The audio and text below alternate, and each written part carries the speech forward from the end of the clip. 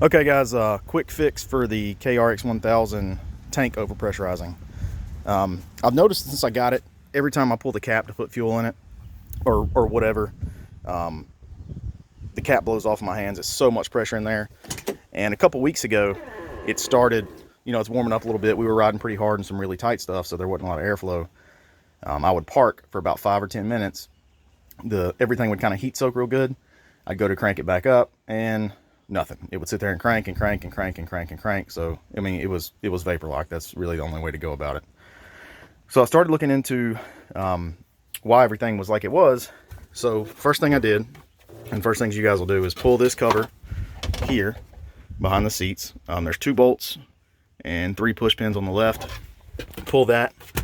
And this is for the non-California models. California guys, first, I'd like to apologize that you actually live in California. And second, I don't know how your machine is, so I can't give you a fix. But tank goes all the way under the passenger seat to, kind of midway, maybe a little farther. There's 2 vent hoses on each side. They come up here, go into a main vent line that goes out, goes around the firewall, and ends there. But after the 2 vent lines come together, you've got a check valve here. The check valve only lets airflow one way. It only lets airflow into the tank. You can pull off and check it yourself. It takes like 10 seconds. Just be careful when you pull it. Make sure you pull your gas cap first, because if not, it'll blow gas in your face. But air comes in here into the tank and repressurizes it. There's no way for air to escape this tank, and I don't think Kawasaki realized that when they did it, but whatever, first year machine.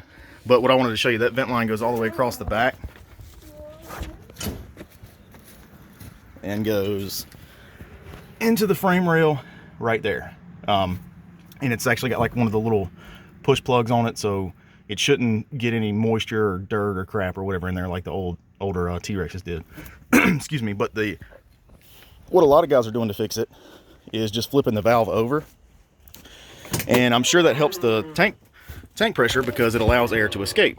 But like I said, this is a check valve, so it only allows air one way. So then you could get the reverse problem if you flip the valve. Number one, you could collapse your tank or damage your fuel pump or God knows what, or the tank would get stuck, the cap would get stuck on the tank.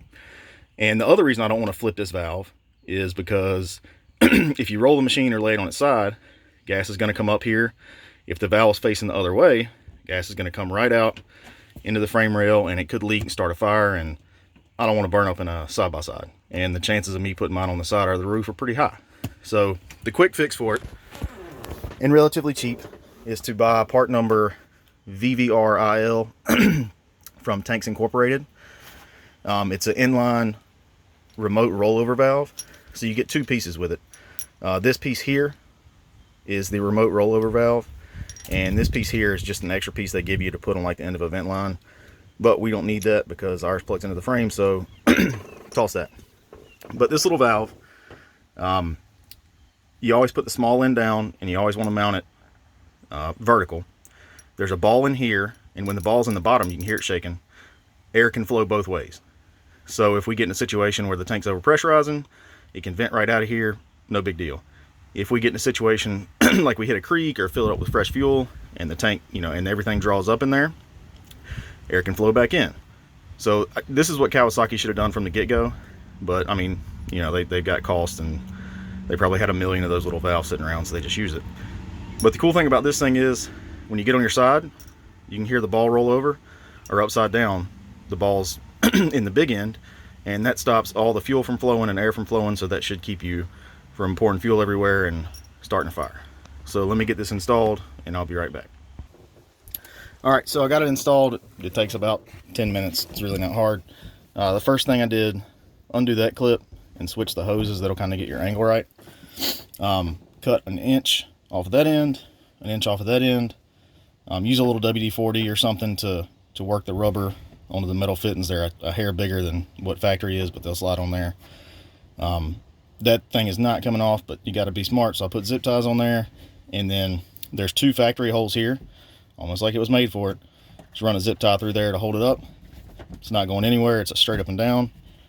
And put your cover back on, and you're good to go. And you shouldn't have to worry about the tank pressure issue anymore. And then if you flipped your valve and you do this, then you don't have to worry about setting yourself on fire.